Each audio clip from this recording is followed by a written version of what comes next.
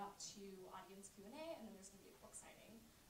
All of you got a book with your ticket, which means that not only are you here at this great event, you also purchased a book and supported a local brick and mortar business. So thank you for doing that, and also thank you to Sebastian Bach for letting us be a part of his book launch and supporting indie publishing and indie bookstores in that way. So just some quick logistical stuff. In order to get in the signing line, you have to have a book, and he's also going to be signing one piece of memorabilia per person. There'll also be photos, so I'll be up front. If you guys have your cameras ready, I'll take your cameras and I'll snap a photo for you, so you can have a photo forever. And then neither of the two speakers tonight really need any introduction, but I'm going to read their bios anyway. So Sebastian Bach, as you all know, is best known for being the frontman of Skid Row. Since his departure from Skid Row, Bach has had a successful solo career in music in addition to many television roles and performances in Broadway plays. He currently lives in Beverly Hills, California. Brandon Stosoy is the editor-in-chief at the Creative Independent / Kickstarter and a music curator for MoMA PS1 and the Broad Museum in LA. His anthology, Up is Up, But So Is Down, New York's Downtown Literary Scene, 1974 to 1992, was published by NYU Press in 2006, and his first children's book, Music Is, was published by Simon & Schuster in 2016. And he also has a second children's book forthcoming. So without further ado, I welcome Sebastian Bach and Brandon Stosoy on the stage.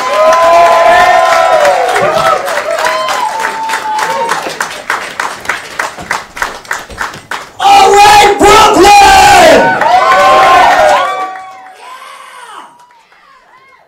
This mic better. Okay, this is my first book signing at a rock club. Maybe this is your first book signing at a rock club. It probably is, right? So, this reminds me of my spot in the Rush movie where I'm like, damn, this band's got me all fired up about literature. Because I'm fired up about literature right now, thanks to HarperCollins. We have the #1 best-selling book in the rock and roll category today on Amazon.com. And I can see drones delivering my book to John Bon Jovi's father. And it goes... He goes, what? This was like 30 years ago. How does this guy remember this? Okay, I've said enough. Haven't said enough. That's me in the corner. That's me in the spotlight, losing my religion. I don't know what I'm doing. I'm not even drunk yet. Water, right here. Can read the book where the cops stun me with the stun gun? Yeah, for drinking water, those bastards. I have to think it beer. We don't like your kind here, boy. I literally got told that. Yeah, one thing I wanted to ask you first about the book is when I was reading it, people were like, well, who was the ghostwriter? But you wrote it all yourself. There's no ghostwriter. Yeah, so talk about that, maybe why you decided to do it your own. Only ghostwriter around here is Nicolas Cage.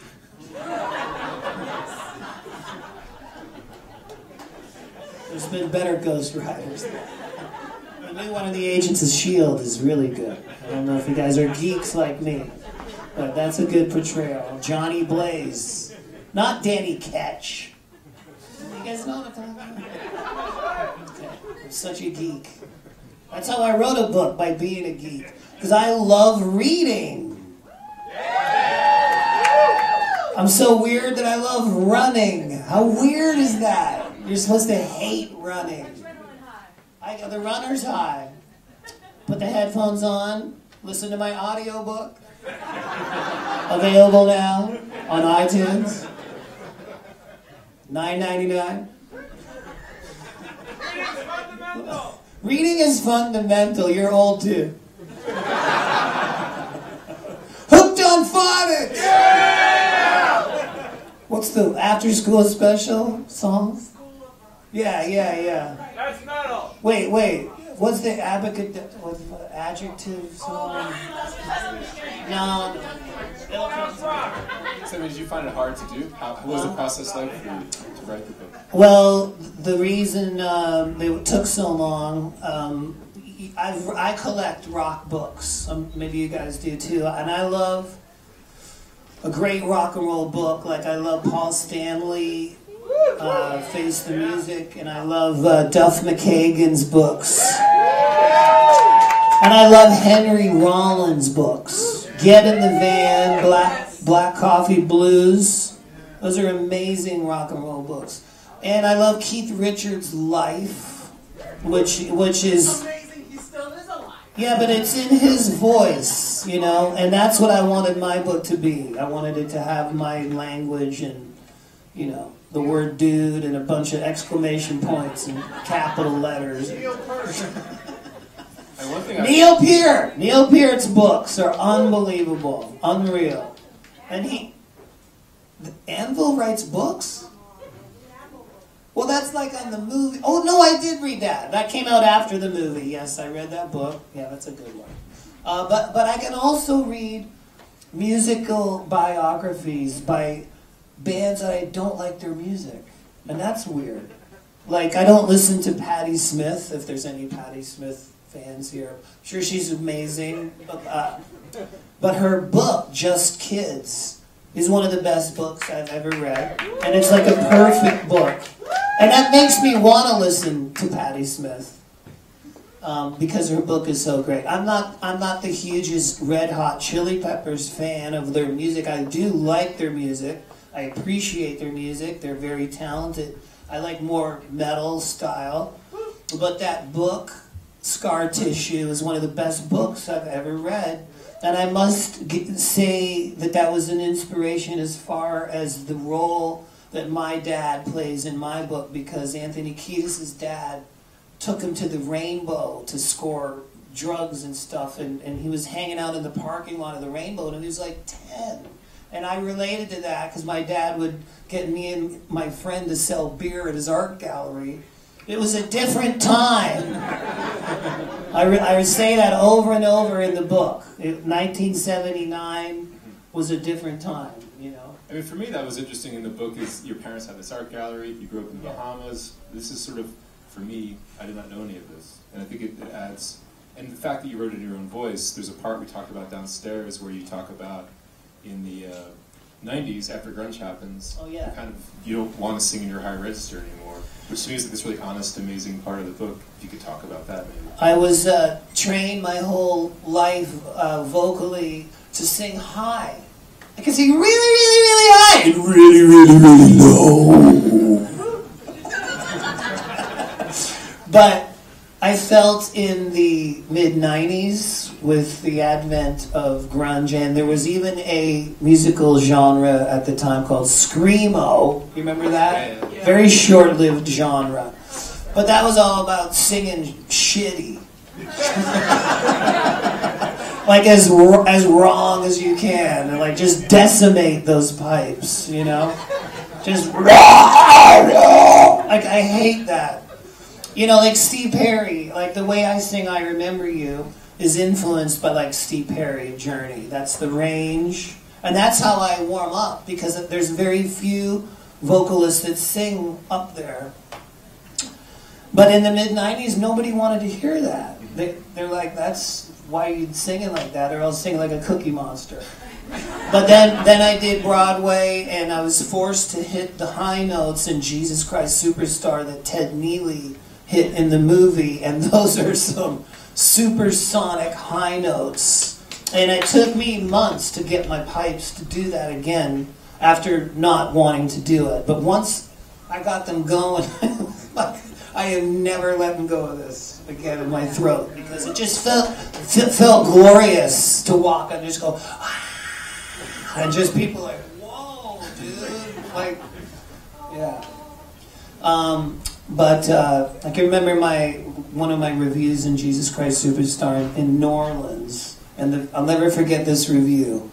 This was a fun review. The first sentence said, "Just the simple fact that Sebastian Bach is playing the role of Jesus Christ could be the first true sign of the oncoming apocalypse. I was like, I'm cutting this one out. I was going, I think you're right, man. And then 9/11 happened. It wasn't me. It wasn't. I'm sorry. Yeah, I think one thing I liked about the book is there's the definite highs that you're having the amazing ascent at Skid Row, and you're backstage having these amazing parties. But there's also you include these moments where you're like, crap, we're going on tour, and there's less people showing up. What's happening? Kind of coming to grips with that. And to me, that was interesting to include that, but also just moments where you're like, your house gets destroyed, and you're. That was a good day. Yeah, for you, like, was that difficult to kind of bring back these memories? Yeah, it was horrible. Like, just the pictures that are of my childhood that my father took was very hard to look at. Those pictures of that day when he took me to Kiss is so emotional in my brain. But one of the things about the book as far as dynamics go, like if you read something that pisses you off, like the next page, you might read me getting my face punched in. So, and then it's back to something good, and then it's. But there was one edit of the book that had all like the bad stuff first. I go way too much. I go no. It has to have dynamics, like a song or a set. You have to have a slow song to appreciate the fast song. If it was all fast songs, it'd be like boring. And this is like, maybe will require some storytelling on your part, but I think it was, for me, my favorite part of the book is when you and Lars Ulrich stay up all night, you're partying, then your grandmother comes to hang out with you. Spoiler alert! Spoiler alert! Spoiler alert! Yes, he's telling a story that actually happened of when me and Lars stayed up all night doing blow, and I forgot that my grandma was coming to pick me up at noon.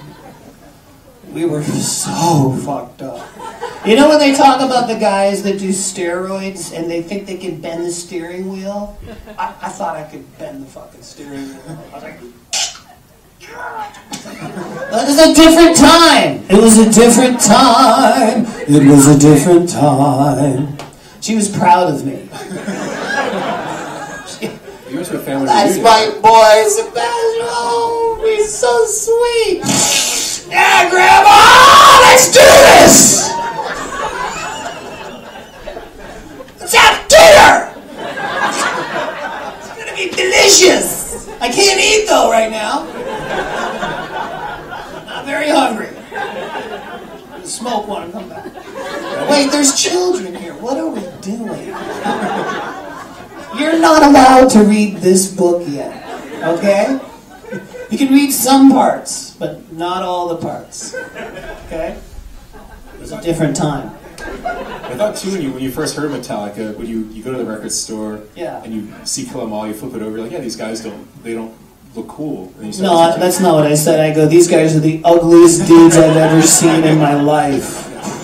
Well, I thought when I was a kid, rock and roll had to look glamorous and spectacular, and like Kiss and Van Halen and Cheap Trick, like Robin Zander in his cop hat and his, lapel, and Robert Plant, these. I thought it all had to look incredible. That's what I thought. And then Metallica comes out with a wart in his face. And I turn around the album and I go, how the fuck can they put this on their album? They look like shit. I gotta have this record. And they looked so bad that I had to have the record. It was like a new way of looking, like horrible. It was totally new. They looked awful. I loved it. You talk too in the book about record stores and their importance to you in general. I mean, what's it been like as more of these places shut down? Well, I live in Los Angeles where there are so many record stores. When I lived in New York, I never lived in New York. When I lived in New Jersey and I hung out in New York, there was lots of record stores here, like Tower was still here. Right. And all, Bleecker Street Records and It's Only Rock and Roll. Remember that memorabilia place? I used to love that place. I say in the book that when I moved to New Jersey, what blew my mind about New York City is that you could walk around the streets drinking beer. I was like, what? Because they would sell those little paper bags next to the thing. I go, what's that for? It's for your beer. I go, what? Because you can get a beer and put it in the bag and go drink it. I go, walking down the street? You can't do that in Canada. They don't let you do that. So I spent a lot of time in the village drinking beer, walking down the street. Can you do that? But I got arrested for that too once. I forgot about that part. At some point, like in the late 90s or mid 90s, they made that not. It's Giuliani. Did he do that? Yeah, it's that fucker. Oh! This is a rock and roll book crowd. That fucker. He's with Donald Trump now, right? But we got to come together, right? Hey, isn't that what we got to do? Hey, I can't wait to hear his ideas. The reality show sucked. Even that sucked. Can't even get the reality show right? Okay, what? I mean, speaking of like the Trump sort of culture, there's a moment in the book too where Ted Nugent starts like being racist. You walk out on the show, and years later you run into the cameraman. Yes, that. Yeah. I don't think in the year, maybe this is also coming from Canada. We don't use the N-word. We just don't. And when I hear somebody say that, it's disgusting to me. Like, it's not cool. I don't care how good you play the fucking guitar. It's just a horrible word. We don't use that word up in Toronto. We don't say that. Like, I don't know. Like, he has no filter on his opinions, so that means I can have no filter on my opinions, right? I think it's a disgusting word. What he said about Obama made me want to vomit, So I don't like when I go on Twitter and he's got like some 10-year-old kid holding up a dead animal, and the look on the kid's face like, I think this is supposed to be fun. And he's crying, Like, stop it. Like, okay, sorry, there's my speech. That was good. I mean, one thing I wanted to do, I'm not sure how we are on time, but I want to open it up to the crowd, because I'm sure there's questions out there. So does anyone have a question? Dun, dun, dun, dun. Have you got a question? Okay. All right. Speaking of the news, Yeah. I did see Supergirl. Okay. I'm sorry. And you're still here tonight. Wow. I say this joke all the time, and it very rarely goes over. I'll try it again. This was the actual TV Guide review of the show. I'm not making it up. It said, coming Wednesdays, supergroup. Well, it's a group. It's like, that's a great review. That's like, shark sandwich, shit sandwich. Okay, I get it. Okay, thank you. The Gilmore Girls gets good reviews, though. I love that show, too. Don't you forget it. Trailer Park Boys, that's another good one. All right. That makes up for Supergroup. I thought that was a dirty sentence you were just saying. What was the... continent. Okay. It's been a long day. My day started today. Our first interview was at 7 a.m. on Fox and Friends, and it went from Sebastian Bach to Mike Pence. Like, what world is this we're living in? Like, that is nuts. Anyways, what was the best continent that we play in? I love playing in Australia. I love playing in Argentina. But my favorite place to play is America because I love... No, it has nothing to do with any of you. The reason I love to tour in America is because I love the tour bus. I love the bus. I love to live in there. It's cozy, it's warm, it's quiet. You got cable TV, you got to slide out so it goes and it becomes like a living room, hardwood floors, in the bus. I don't enjoy touring by plane is nothing like touring by bus. Like a lot of bands now do fly out shows, like festivals. They'll fly out and do a show and fly home. that's not being on the road, that's being in the air. I like being on the road. Well, what's the bus like? It's like a home. Like it's, Like outside of. they don't, a country like Brazil is too big. You don't tour by bus. No. You do the show at 9 o'clock or 10 o'clock. You're done the show at 11 or 12. The crew rips it down for 2 hours. You get out of that venue about 2. Then you get to the hotel about 3, and you have lobby call at like 5 or 6. No, your eyes look like this, like Samsonite luggage. We've done 40 shows in the last 2 months, thanks to this guy right here. No, my manager. But if you're lucky, you never go home now in 2016. So I'm so lucky. I keep reminding myself of that. Yes. Hello. How's it going? So you've been holding the flag for metal for a long, long time. Mm-hmm. You're an icon. That's so nice of you to say that. Thank you. Are you going to do this forever? I'm going to sing forever. But I don't... Well, I love singing. I love doing it. Because we love you. Oh, come on now. Well, you ain't so bad yourself. But I have to be honest with you. About 2 years ago, I got my ears checked. The story of Brian Johnson mortifies me. Like the fact that he spent his whole life singing for all of us, and then he loses his hearing, and at the end, like, that is really crushing, you know. So, I'm always getting my ears checked out, and my doctor said that he goes, Sebastian, I can tell that you've been playing rock and roll your whole life, but your ears are fine right now, but if you don't start turning it down now, in 10 years, you're going to wish that you did. And I thought about a world without listening to music, not an option. That's not, like Nishi said, a world without music would be a mistake. What fucking Nishi rocks.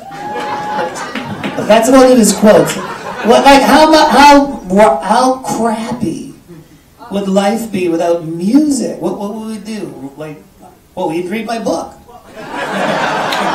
It's perfect answer. But what will my book be about? It'd be not as thick with no music. It'd be about my getting eaten by a rat and then the end. Yeah.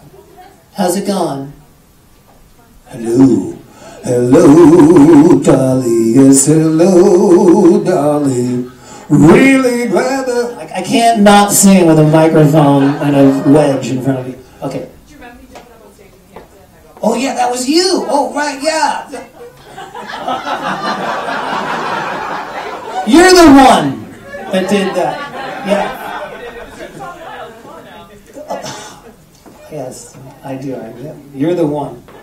Anyhow, but would you be doing more like Broadway? Oh, I had a point to what I was saying. So anybody that has seen me recently, the way I do my set now is that I don't do sound checks anymore, because when I've got 40 gigs to do, I have to save my voice for the show. I can't be like singing at 4 in the afternoon, you know.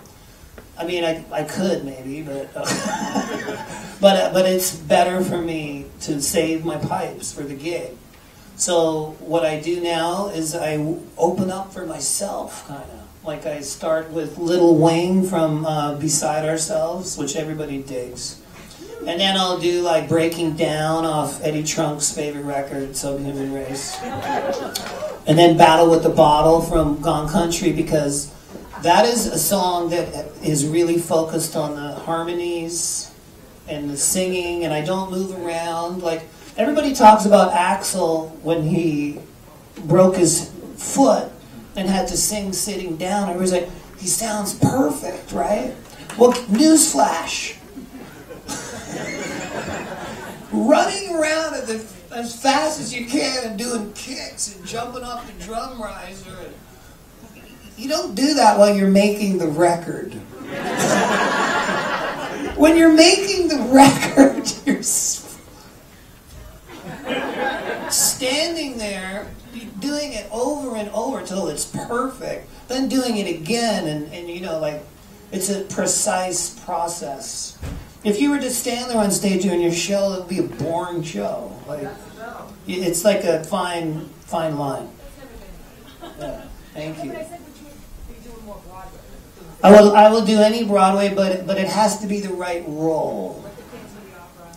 Well, you know, they asked me when I was in Rocky Horror. They came and had a meeting with me and talked about me possibly doing that role. But that involves playing on stage for however months you decide to do it with like a mask on your face. Now, I don't want to go on stage like this. How can you cover this shit up? Let some other guy do that work. But then I was also asked to do the play. No, I never did that play. I was asked to do the dream catcher role in Chitty Chitty Bang Bang.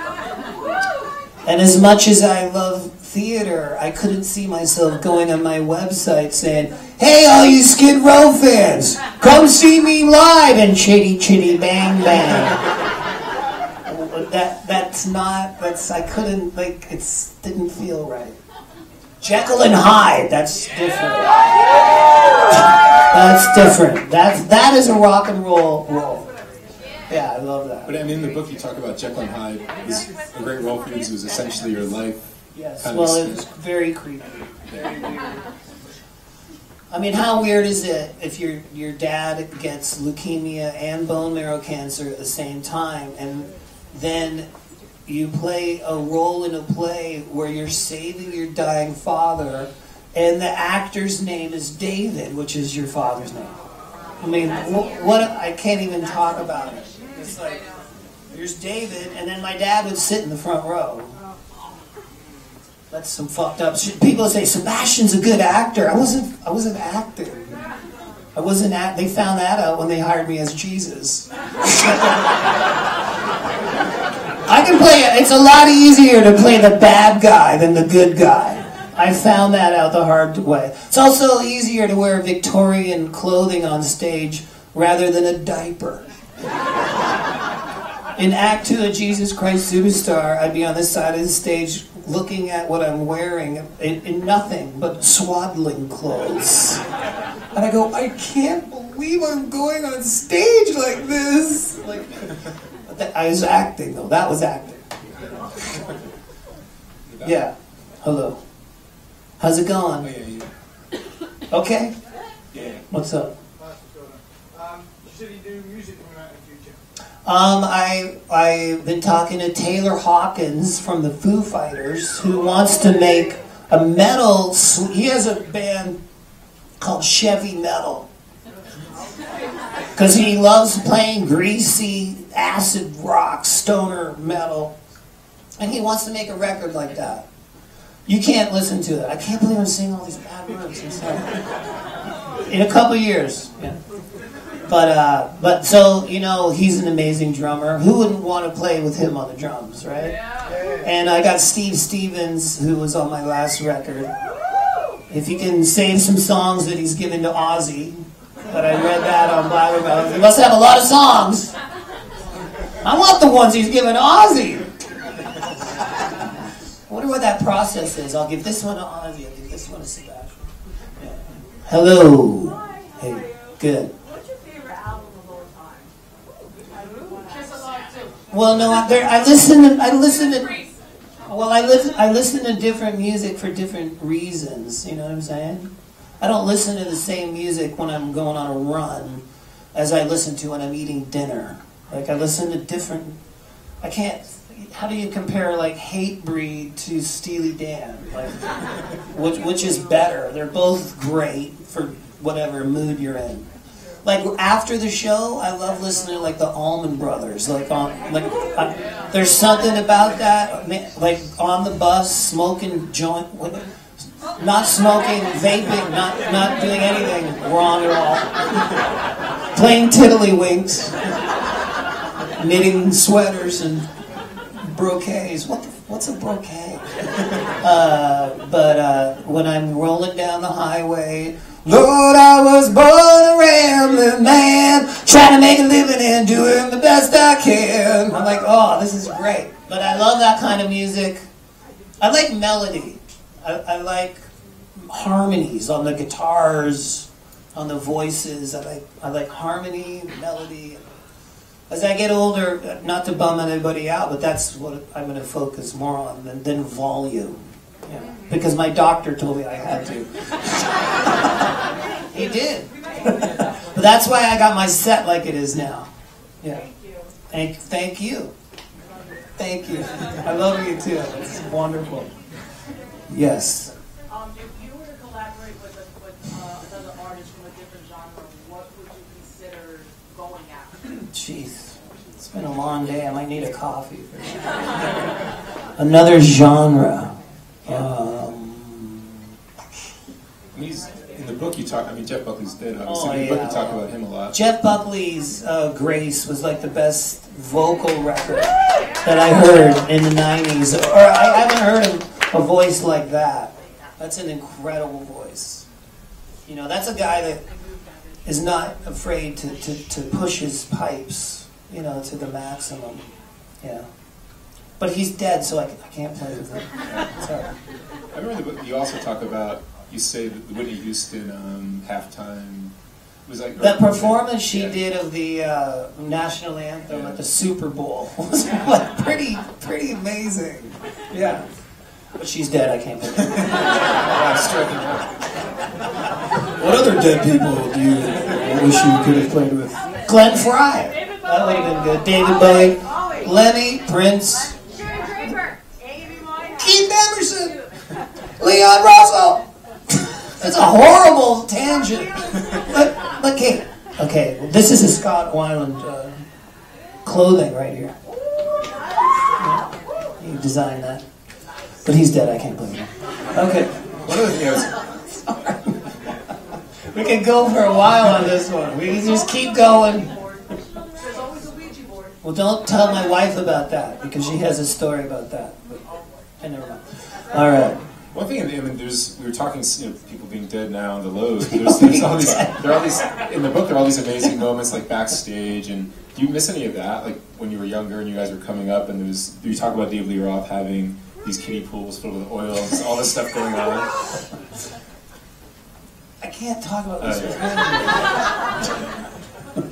I was going to tell the story that Steve Vai told about the David Lee Roth backstage. You know that one? About a girl and I can't. There's children present. I'm not going to talk about a girl walking around in her hands with a bottle of wine on a thing in a tube going somewhere. I'm not talking about that. There's children present. I'm not talking about it. Not from me. Google the Steve Vai story. It's his fault. So I didn't say that. I'm just regurgitating it. There's a question back there. Hello. Hi, so I just got my first guitar for my 50th birthday. Wow. What song should I learn first? Smoke on the water. Ba ba ba ba ba ba. But you can't learn it at Guitar Center. It's banned. That's a little harder though. Plus they ripped that off from Spirit, right? Yeah, what a joke that is. Okay. Hello, you. Hey. How are you? Hi, I'm great. Good. So have you ever thought about doing audiobooks? I did one. You can go buy it for $20. It's on iTunes. It's on iTunes. Wait, did you do your own audiobook or did you? No, I hired somebody else to do my audio. That doesn't make sense. Hey, dude, will you record my voice? No, I think I'm the only guy that could pull that off. Am I missing something? Have you thought about doing other audiobooks? Huh? Like maybe. Oh, I see what you're saying, like other people's books. Stephen King. Oh my God. Yeah, great. Well, I like Stephen King books because they have a lot of italics in them. We had to push my book back literally because of italics at one point. And I go, you could never fucking edit a Stephen King book! Did you read The Shining? Did you see those fucking italics? Italics get me fired up. I need them. I need them in my literature. It's a useful tool for the author to illustrate a point that he has in his own head. So there. I know the book's just out, but have you gotten any feedback from people in the book? You know, like Bon Jovi or... It's only been out 6 hours. Yes, they didn't download it. I don't think you can read 450 pages in 6 hours. I'm looking at another 4, 5... Wait, oh! Hold all calls! No, you know, if somebody... I don't see how it's possible to get mad at something that happened 30 years ago, like... You know, if I call them a name or, like, who cares? It's like, you only got so many 30 years. Hell yeah. So, I mean, I can't be mad. There's a lot of books with me in them that nobody called me about. I don't ever recall anyone. Hey, is this okay if I write this about you in my book? No, I never got that call. No. And there's a lot of fucked up books out there with me in them. So... Yeah, so I don't, you know, if it's somebody, I'm not even saying that I remember everything perfectly. It's like Nikki Sixx, the Heroin Diaries. Were you really keeping a diary when you were doing heroin? Come on, really? Oh, this feels amazing. We all know that's a metaphor. That's an artistic license that you're using. What the hell was I talking about? About people contacting you about the book. I mean, I don't see how you can be mad at something that happened, you know, 30 years ago. Like, I mean, I think at the end it's kind of a lighthearted book. I think it's humorous. I don't think there's anything too crazy.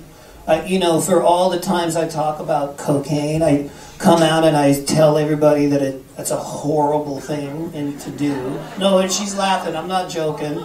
I haven't touched that stuff in 15, 20 years. It's awful. It makes you feel horrible. You know, makes your heart blow up. Other than that, it's great. But I remember vividly the day that the basketball player Len Bias died, and we were on the road in Skid Row and whooping it up and thinking we're invincible. And then this story comes over. This guy Len Bias did a line and then dropped dead, and we're like, that must have been some bad shit. No, that was good shit. And we didn't know that it could do that. Well, Shannon Hoon, Blind Melon, one of my friends. I did a ton of that crap with him. And somehow I'm here and he's not. Like, why? Like, let that be a lesson to you, to you, to you, to you. Don't do what I did. Or you might be rich and famous. What a great message. I think we have time for one last thing. It's horrible.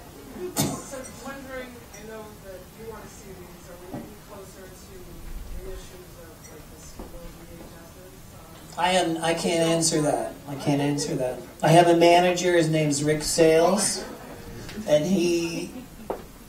anything that's big in the business like that, he handles. He Right there. Well, that's Ernie, his evil henchman. But he comes out, he does all the dirty work, like go to St. Vitus bar for the book signing event. But anything that big, I am instructed to shut the fuck up about. Yeah. So we're going to ask one more that you can talk about. I can tell you that I have all the master tapes for Oh Say Can You Scream, No Frills Video, Roadkill. They're all in my closet in the basement. That's where they are. I walk past them every day. Go, you guys want to put this out? Should I throw this in the garbage? Or you want to make a Blu-ray? I want a Blu-ray. I want an Oh Say Can You Scream Blu-ray. Where's all the screaming chicks? That would be great, but I have nothing to do with it. I only own all the master tapes. They're only sitting in my house, but I have nothing to do with it. I could put it on my YouTube page. Oh, that would be very bad. Yes, I got my comics. Don't need not talk about my comics. Can't even look at them. Can't even breathe near them. I've had them in my house for a year, and I have not even opened the drawer because I don't want anything to happen. That's how weird I am. We have a Yes. black guy over here. Okay. A statement and a question. First of all, you guys changed my life. Aw. Thank you, buddy. No joke. You're my first live show. Wow. I grew up on Vitus Road, that's the city. I know that street. The WrestleMania party. I remember that. Oh, yeah. So, Did you read the book yet? No, Okay. Well, I don't want to give a spoiler alert away where we get in the fight at the White Castle in Sayreville. Oh, yeah. I don't want to tell you that. Yeah, I don't want to say that the police report from that thing is. I don't want to give anything away. But if you're into that New Jersey thing, that you're gonna dig the book. Yeah. Yeah. So, actually, so that leads to my question that may have been answered by the next one. I read during the Sandy thing Irene, that you lost. my house. Yeah. No, but that Skid Row masses. No, not Skid Row. Well, maybe, you know what? I did lose VHS stuff that was masters. Yeah. So that was basically. Well, you know, people say, dude, I read on the news that you lost all your Kiss memorabilia in the hurricane. And I go, yeah, but dude, I lost my house. Like, I love Kiss, but I like the roof even better. I like my kitchen, my bedroom. Like, that sucked losing that.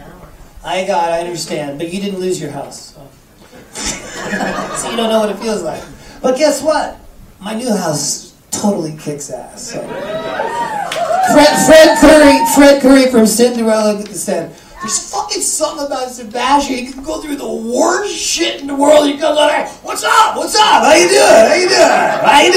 I go, that's fucking exactly true. And then Fred Curry comes over to my house. He goes, fuck you with this house! Fuck you! Fuck you with this house! I'm like, thanks, Fred. It was hilarious. He was very pissed walking around my new house. In a good way. I think that's it, but I want to thank you. And also, if you guys want to get your book signed. Yay! Alright, now we're going to have a glass of wine at some point. It's been a long day. It's not every day you get to open up for Mike Pence. Thanks. Alright, thank you. This was the best turnout at any rock and roll book club signing in a bar.